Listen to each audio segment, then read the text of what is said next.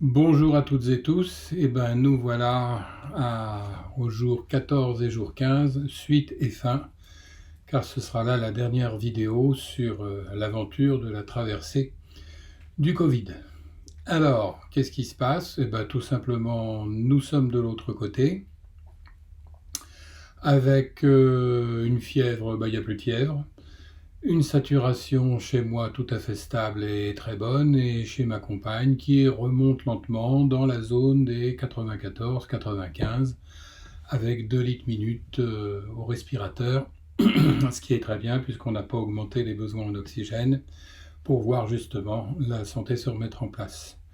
Je suis un peu enroué parce que la fin typique de la chose, c'est une transpiration phénoménale qui fait que parfois la nuit, le matin, on a froid, on a chaud et j'y perds un peu la voix. La toux purement inflammatoire est tout à fait terminée, pour moi comme pour elle, et tout va bien. L'appétit revient et nous sommes absolument exténués. Me concernant, je comprends mieux cette fatigue spectaculaire étant donné que dans les 13 jours, j'ai perdu 8 kilos. Je suis assez content de cette chose-là parce que je vais pouvoir regagner un poids de croisière en laissant de côté les quelques kilos superflus qui m'empêchaient de courir le dimanche. Voilà, il n'y a rien de particulier à dire. Si d'aventure on avait quelque chose, un rebond ou je ne sais quoi, je referai une vidéo pour qu'on puisse en témoigner. Mais la seule chose qui reste maintenant, c'est notre traitement anticoagulant. Bon, ça c'est rien du tout, on continue tranquillement, ça ne présente aucun souci. Et les corticoïdes qui sont toujours là, mais qu'on va mettre gentiment en réduction de 4 comprimés vers 3, puis 2, puis 1 pour sortir tranquillement de tout ça. On continue évidemment le traitement de fond sur le zinc, la vitamine D, la vitamine C. Et surtout, on va être très sage avec la reprise et la convalescence obligatoire qu'il faut bien respecter et surtout ne pas mépriser parce que ça a tapé dur. Alors le bilan de tout ça, est-ce que j'ai déjà connu ça comme je le disais au début des vidéos? Bah oui. Je ne l'ai pas connu 5 à 6 fois dans la vie, je l'ai connu 1 à 2 fois. Ça, par rapport au fanfaronnage des premières vidéos, il faut reconnaître que ça tape dur.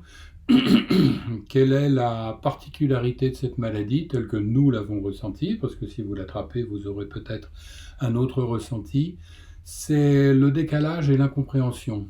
Quand on a des altérations du goût, des altérations de l'équilibre, des altérations de l'odorat, on n'analyse plus les choses de la même manière et on aurait tendance à perdre un petit peu pied.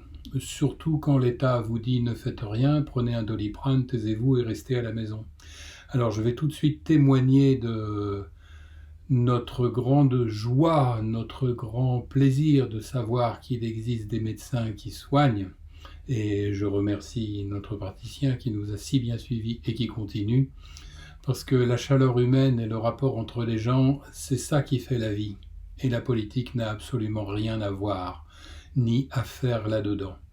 Alors on va récupérer tranquillement et puis on va retourner dans l'activité qui est de freiner cette folie, cette déraison, qui est une guerre des pouvoirs entre grands financiers et laboratoires qui préfèrent voir des gens malades parce qu'ils sont rentables, plutôt que s'occuper de leur santé.